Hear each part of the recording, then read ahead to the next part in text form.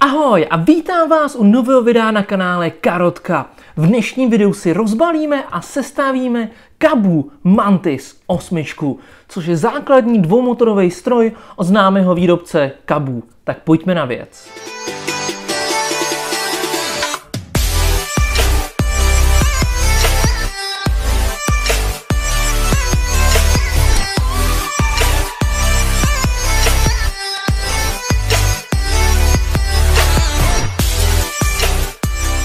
Úplně na začátek, jako začíná každé mé video, nějaká technická fakta.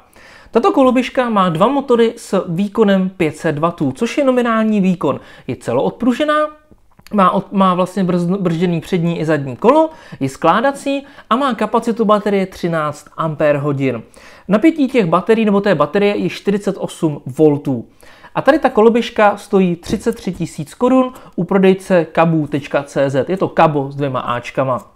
Co je pro mě osobně docela důležitá informace, nebo z mýho pohledu důležitá informace je to, že oficiálním distributorem Kabu pro Českou republiku jsou stejní kluci, jako vlastně prodávají TechLife na techlifeček.cz, od kterých jsem měl TechLifey.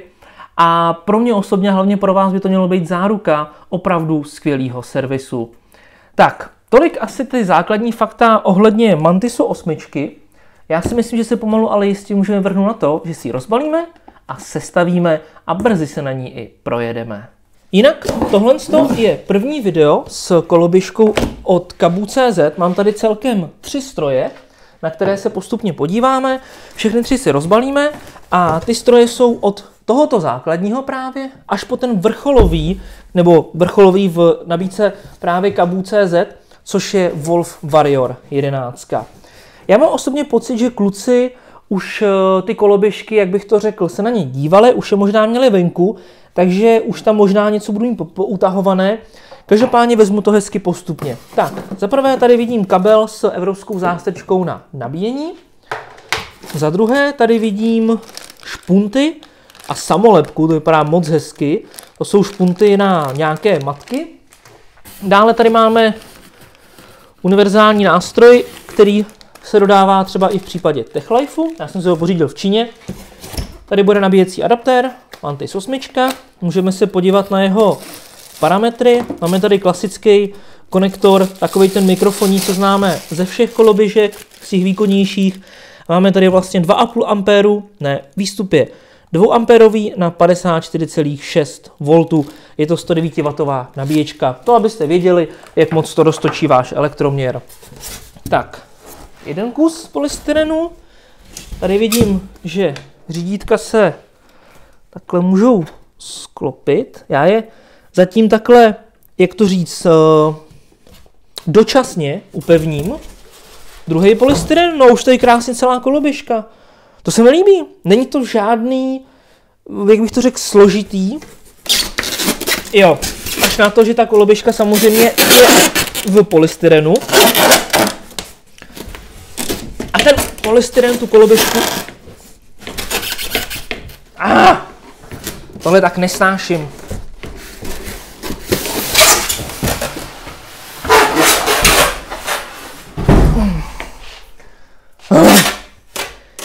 Něco vám řeknu. Za tu dobu, co točím videa s koloběžkama, tak jsem opravdu začal extrémně nenávidět polystyren.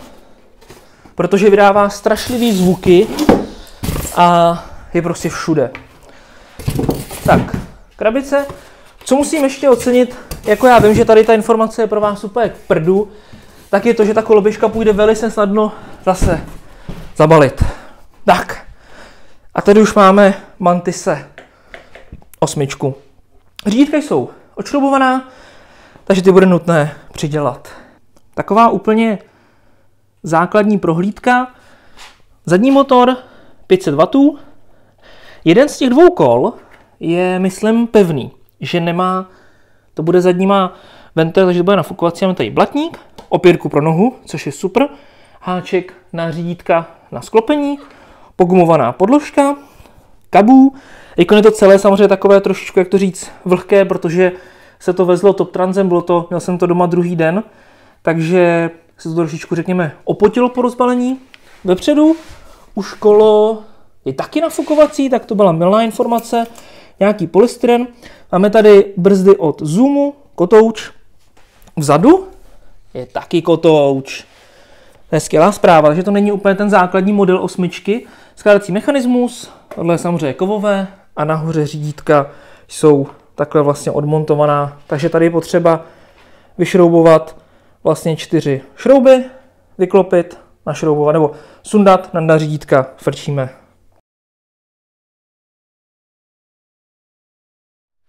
Já jsem tady už si odmontoval, dal jsem tam řídítka, ty ještě teď s nima můžu otáčet, než si to pořádně utáhnu. Mám tam jeden šroub, potom doporučuji druhý dát samozřejmě křížem, to se vždycky doporučuje, že ho dávat ty šrouby křížem, aby se ta síla rozprostřela. A ten první jsem ještě nedotahoval, ten druhý také nebudu dotahovat úplně na krev. Tak, trošku napevno. Můžu zase přitáhnout na druhou stranu. Jo, a takhle postupně, pomalinku, polehoučku, tam budu vlastně ty šrouby dávat a pomalinku je utahovat. Tak, tady to očko je potom na chycení vlastně na ten zobáček, co jste viděli u zadního kola, u toho nášlapu na nohu.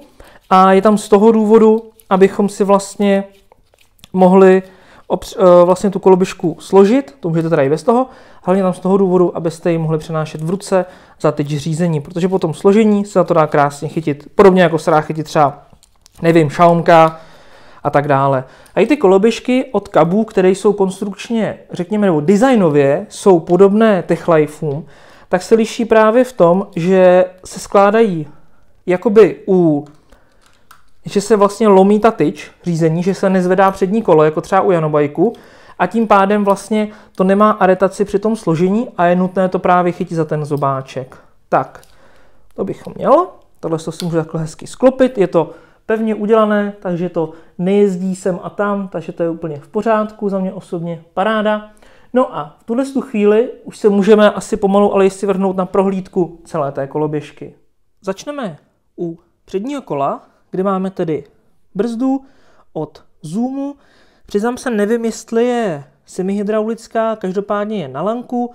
To samotné, vlastně to lanko, to jeho vedení má ještě navíc tady ten oplet, takže je chráněno vlastně dvakrát. Brzda se zdá od výroby nastavená dobře. Při brždění si můžete všimnout, že se rozblikají jak zadní, tak přední světla a to docela dost brutálně. Máme tady teda takový ten vlastně kenguru styl odpružení, které se nedá nastavit, nebo takhle na pohled nevidím žádnou regulaci na té pružině. Přední blatník a silniční pneumatiku. A samozřejmě vepředu 500W motor. Pak tady máme takhle tu celou konstrukci, že jo, Kabu. A mám pocit, že ty špunty, co byly v balení, jsou určeny na matky kol, matice kol. Potom skládací mechanismus, který funguje tak, že se povolí. Ještě si to odšroubuji. Tak. Ještě odšroubuji z druhé strany. A v tuhle chvíli, jestli teda už to mám odšroubované dobře, se to vytáhne a celá ta řídítka se vlastně sklopí dolů úplně jednoduše. A tady potom se zahákne zaháček a můžeme koloběžku nosit za tyč hezky pěkně. Tak, potom tady samozřejmě mám v tuhle chvíli spoustu polystyrenu, takže před první jízdou to určitě očistěte. Potom se to zvedne a utáhnete si pořádně vlastně tady ty matky, aby to drželo opravdu fest. Takže dotáhnu, zkusím dotáhnout, no ještě by to mohlo být více, ale tohle je vlastně úplně stejný mechanismus, jako můžete znát z jízdního kola, když z něj sundáváte kolo. To znamená matka, utáhnout, zachytit a je to úplně bez vůle. Tak, potom tady máme osvětlení. Nemá to světlo zepředu, má to světlo takto vlastně dole, kdy takto jsou přední světla, vypadá to docela slušně to osvětlení. Pak tady máme ještě zadní světla a jako bonus to má, přátelé, blinkry, kdy vlastně vám začnou takhle hezky blikat. Tady to hezky vidí, že jedna strana svítí, druhá bliká, takže paráda. To se mi líbí. Na druhou stranu potom jednoduše světýlka se dají aj vypnout samozřejmě. Tak, než půjdeme nahoru, tak ještě z této strany je nožička, jeden nabíjecí konektor, Tady je teda druhá brzda, opět od zoomu, opět se koloběžka samozřejmě rozbliká při brždění a máme tady opěrku nohy, kterou opravdu hodně, ale hodně cením. A kolo, které vypadá, že i z výroby je docela solidně nafoukané. Moc se mi líbí, že ten deck má na sobě gumu, protože, jak jste mohli vidět vlastně v mém středečním videu, podívejte se na šmirglna, už prostě nefunguje. Ale ta guma, ta se prostě neošoupe a vždycky bude dobře fungovat. Tak, všechny kabely hezky schované, čisté, krásné a nahoře máme tedy zvoneček, brzdu. Druhou brzdu musím říct, že jde ovládat velice dobře.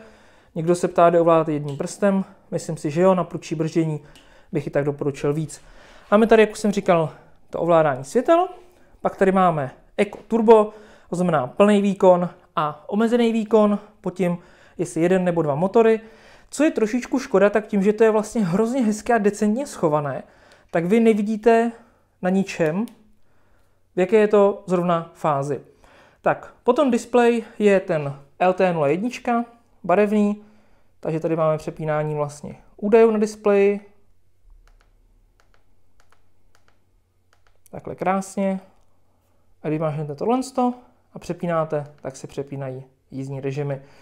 Vidím, že mám tady start 0 daný, takže nebudu se pokoušet radši ani o nějaké vlastně nastartování, nebo nebudu mačkat na plyn, protože mi ta koloběžka odjela. Opět tady máme vtipnou věc, když podržíme mode, tak se nám rožne vlastně medúza, ale světla to nezapne.